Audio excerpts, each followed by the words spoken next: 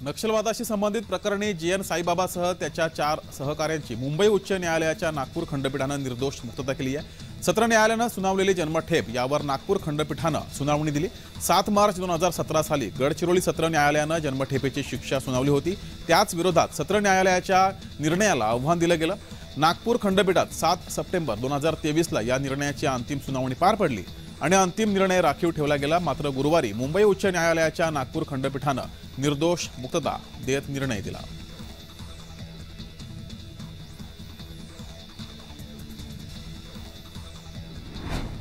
शिवसेना उद्धव बाळासाहेब ठाकरे गटाचे मावळ लोकसभेचे उमेदवार संजोग वाघेरे लोणावळ्यात शरद पवारांच्या भेटीला पोहोचले। राष्ट्रवादीच्या कार्यकर्ता मेळाव्यात वाघेरे सहभागी झाले होते।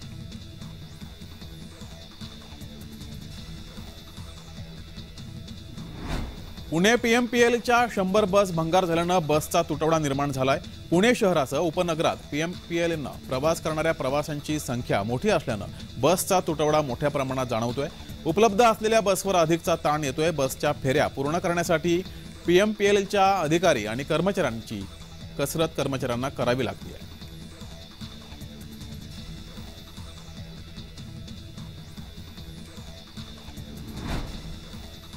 हिंगोलीतल्या वसमतमध्ये एकात्मिक बाल विकास सेवा योजनेचे बाल विकास प्रकल्प अधिकारी सारिका सोरेकर हे गेल्या 4 वर्षांपासून जागतिक महिला दिनानिमित्त विविध कार्यक्रम घेतात।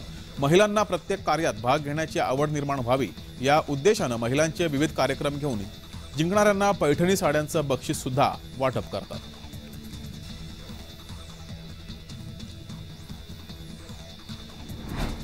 जागतिक महिला दिनानिमित्त धुळे शहरातून महिलांच्या वतीनं मोटारसायकल रॅलीचं आयोजन केलं गेलं।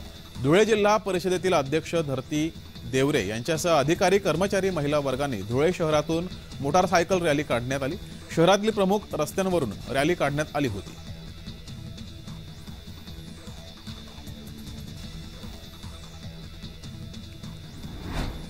सन 2024-25 या आर्थिक वर्षासाठी रायगड जिल्हा परिषदेचा स्वउत्पन्नाचा 81 कोटी रुपयांचा अर्थसंकल्प सादर केला गेला।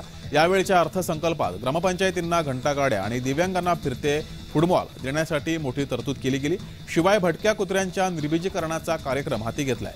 मागील वर्षीच्या तुलनेत यंदाच्या अर्थसंकल्पात 1.5 कोटींची वाढ झाली आहे। जिल्हा परिषदेचे उत्पन्न वाढवण्यासाठी विशेष प्रयत्न केले जाणार आहेत।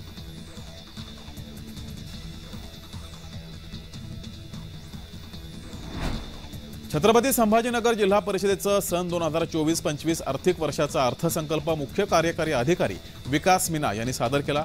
46,29,60,000 रुपये शिल्कीचा हा अर्थसंकल्प असून या अर्थसंकल्पात मागास आणि दुर्बल घटकातील 10वी पास मुलींसाठी हवाई सुंदरीचं प्रशिक्षण तसंच दिव्यांग शेतकऱ्यांसह वंचित घटकासाठी विशेष तरतूद केली गेली आहे। त्याबरोबरच शेतकरी आत्महत्याग्रस्त कुटुंबातील पाल्यांना शिक्षणासाठी आर्थिक मदत करण्यासाठी 75 लाखांची तरतूद सुद्धा केली गेली आहे।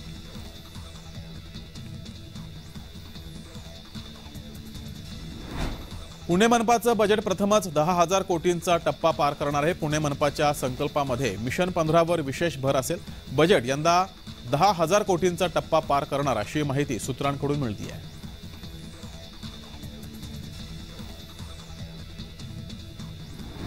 मुळशी तालुक्यातील कोळवण खोऱ्यात घराच्या दरवाजाचा कडी कोयंडा दरवाजा तोडून सुमारे 9 तोळे सोन्याचे 5,93,000 रुपये किमतीचे दागिने आणि घरातील 1,73,000 रुपयांची रोकड असे एकूण 7,66,000 रुपयांचा मुद्देमाल चोरट्यांनी लंपास केलाय।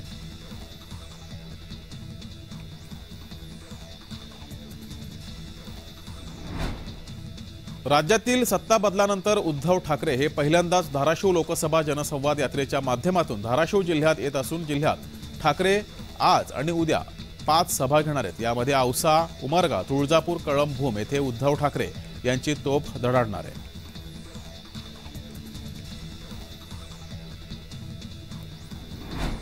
गोंदिया जिल्ह्यात मोठ्या प्रमाणात पोलीस पाटील भरती केली जात आहे। मात्र या पोलीस पाटील भरतीमध्ये मोठ्या प्रमाणात घोळ झाल्याचा आरोप होतोय। अनेक उमेदवारांनी आंदोलन या संदर्भात केलंय।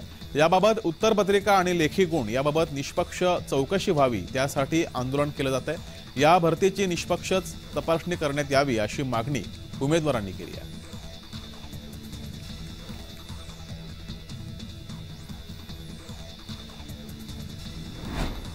राज्यभरातील 59,000 अंशतः अनुदानित शिक्षकांनी 10वी आणि 12वी परीक्षेच्या उत्तरपत्रिका तपासणीवरती बहिष्कार टाकलाय। त्यामुळे अनेक शाळांवर तपासणी विना उत्तरपत्रिकांचे गठ्ठे पडून आहेत। विभागीय शिक्षण मंडळात सुद्धा 750हून अधिक उत्तरपत्रिकांचे गठ्ठे हे पडून आहेत।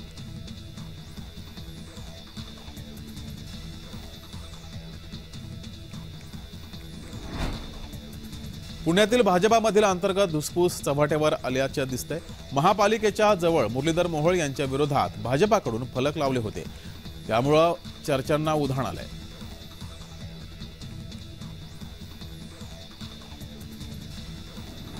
पुण्यातील ड्रग्ज प्रकरणातील मूळ सूत्रधार संदीप धुनिया हा नेपाळ मार्गे कुवेतला पळाल्याची माहिती समोर येते। धुनियाकडे ब्रिटिश पासपोर्ट असल्याची माहिती सुद्धा मिळते आहे। नेपाळमध्ये त्याला ड्रग्जचा कारखाना उभा करायचा होता अशी माहिती समोर येते आहे। पोलीस तपासात ही माहिती उघड झाली आहे। संदीप धुनियाच्या प्रियसीची पण पोलिसांनी चौकशी केली आहे। एकूण 35,000 कोटीचे ड्रग्ज प्रकरण आहे।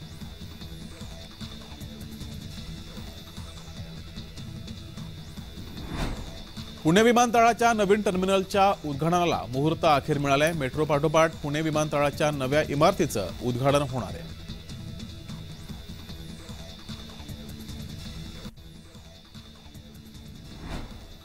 राज ठाकरे यांचे काळाराम मंदिर परिसरात लावलेले फलक फाडलेत। शुक्रवारी राज ठाकरे काळाराम मंदिराला भेट देणार होते, त्याआधीच अज्ञाताने रात्री राज ठाकरे यांचे फलक फाडलेले आहेत।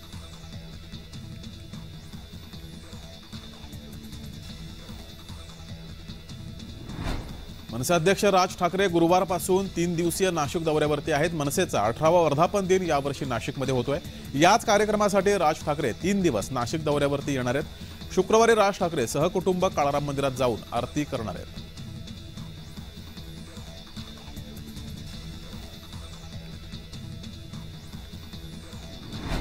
महाविकास आघाडीमध्ये बिघाडी होण्याची शक्यता वर्तवली जाते। वंचितनं मागच्या बैठकीत 27 जागांचा प्रस्ताव दिला होता, पण अजून त्यावर चर्चा झाली नाही।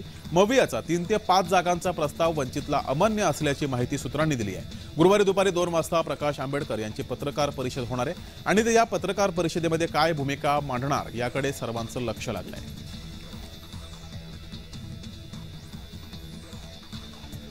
भाजपाच्या लोकसभा उमेदवारांची दुसरी यादी गुरुवारी जाहीर होण्याची शक्यता आहे। बुधवारी रात्री दिल्लीत भाजपाची कोअर कमिटीची बैठक पार पडली। बैठकीसाठी उपमुख्यमंत्री देवेंद्र फडणवीस, आशिष शेलार, चंद्रकांत पाटील, प्रवीण दरेकर आदी उपस्थित होते।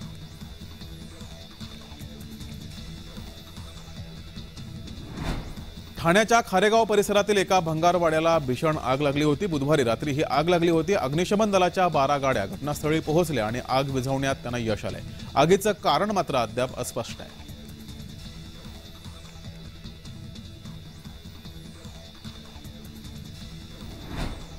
मोकाट जनावरांना जीव चमकणारा पट्टा लावणारे रस्ता सुरक्षा वाढवण्यासाठी पहिलाच उपक्रम राबवला जातोय।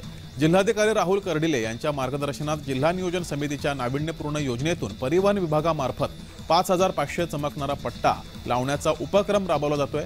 स्वयंसेवी संस्थेच्या माध्यमातून महामार्गावरील गाव परिसरातील जनावरांना चमकणारा पट्टा लावण्यात येतोय।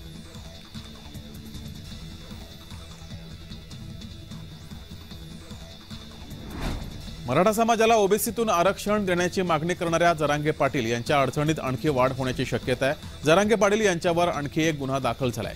विनापरवाना रॅली काढून जेसीबीनं फुलं उधळल्या प्रकरणी बीडमध्ये जरांगे पाटील आणि रॅली आयोजकावर गुन्हा दाखल केला गेलाय। विशेष म्हणजे मागील 10 दिवसात जरांगे पाटील यांच्यावर हा तिसरा गुन्हा आहे। आतापर्यंत त्यांच्यावर 5 गुन्हे दाखल झालेत।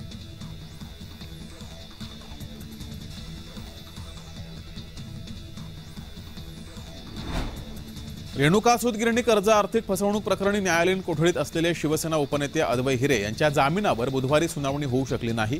मालेगाव अप्पर सत्र न्यायालयात हिरे यांनी जामिनासाठी अर्ज दाखल केला होता। 4 मार्च रोजी झालेल्या सुनावणीला पोलीस तपास अधिकारीच गैरहजर राहिल्यानं बुधवारी सुनावणी झाली नाही। अद्वै हिरे यांच्या जामिनावर गुरुवारी सुनावणी होणार आहे।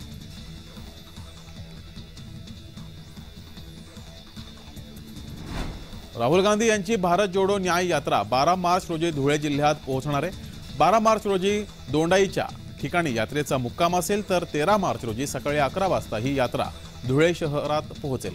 भारत जोडो न्याय यात्रेच्या नियोजनासाठी काँग्रेसचे प्रदेशाध्यक्ष नाना पटोले यांच्या उपस्थितीत धुळ्यात आढावा बैठक पार पडली। नियोजनाबाबत नाना पटोले यांनी कार्यकर्त्यांना सूचना सुद्धा केल्या।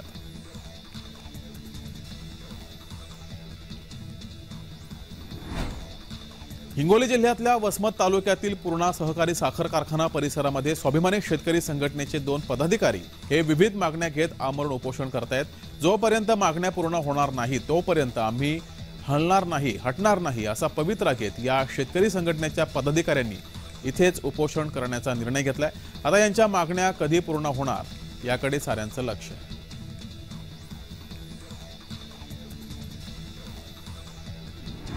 तारकर्ली समुद्रकिनारा जगभरातील पर्यटकांच्या पसंतीचं ठिकाण आता रेड झोन होणार असल्यानं तारकर्ली ग्रामस्थ आक्रमक झाले।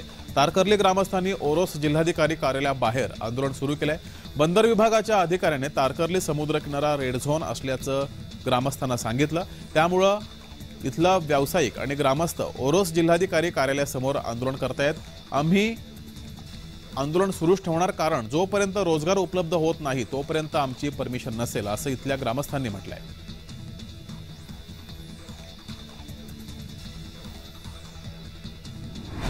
नवीन राष्ट्रीय धोरणाच्या शैक्षणिक धोरणाच्या अंमलबजावणीसाठी तयार राहण्याचं आवाहन संत गाडगेबाबा अमरावती विद्यापीठाचे कुलगुरू बारहाते यांनी केलंय। बुलढाणा जिल्ह्यातील खामगाव येथे गोसे महाविद्यालयात आयोजित वाणिज्य आणि व्यवस्थापन विभागात नवीन शैक्षणिक धोरणाची अंमलबजावणी विषयाच्या कार्यशाळेत कुलगुरू बोलत होते। या कार्यशाळेत विद्यापीठ स्तरीय वाणिज्य आणि व्यवस्थापन विभागाचे प्राध्यापक वृंद उपस्थित होते।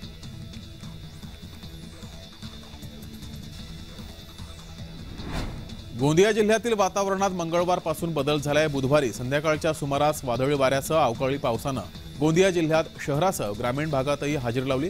10 ते 15 मिनिट झालेल्या पावसात रब्बी हंगामातील पिकांना फटका बसलाय। सध्या रब्बी हंगामातील गहू आणि हरभरा या पिकांची कापणी सुरू आहे। बऱ्याच शेतकऱ्यांच्या शेतातील गहू कापणी करून ठेवलेली आहे, तसंच हरभरा सुद्धा शेतामध्ये आहे। त्यामुळे शेतकऱ्यांचं मोठं नुकसान होण्याची शक्यता आहे।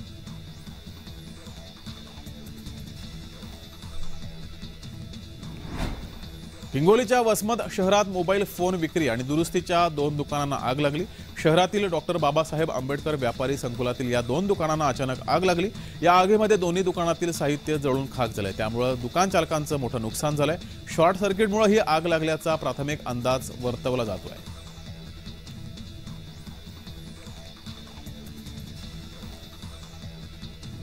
दहा जानेवारी 2024च्या महाराष्ट्र विधानसभा अध्यक्षांच्या निर्णयाला आव्हान देणाऱ्या उद्धव ठाकरे यांच्या नेतृत्वाखालील शिवसेनेच्या याचिकेवर सर्वोच्च न्यायालयात गुरुवारी सुनावणी होणार आहे। मुख्यमंत्री एकनाथ शिंदे आणि इतर आमदारांविरुद्ध दाखल केलेल्या अपात्रता याचिकेवर सर्वोच्च न्यायालयात सुनावणी पार पडणार आहे। सरन्यायाधीश DY चंद्रचूड यांच्या नेतृत्वाखालील खंडपीठासमोर या प्रकरणाची सुनावणी पार पडेल।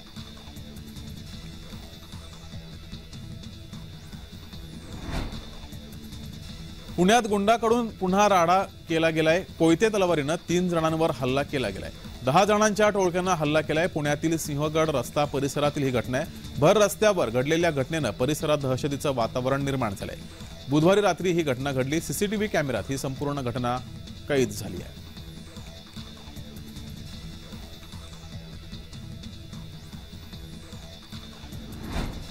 नागपुरातील राज्य सरकारच्या प्रादेशिक अंडी उबवणी केंद्रात हजारो कोंबड्यांना बर्ड फ्लूचं संक्रमण झालंय आणि या प्रकरणी राज्य सरकारच्या प्रादेशिक अंडी उबवणी केंद्रातील पोल्ट्री फार्म आणि बर्ड फ्लूचा उद्रेक होऊन गेल्या काही दिवसात रोज शेकडो कोंबड्यांचा मृत्यू होत असल्याची धक्कादायक बाब समोर आली आहे।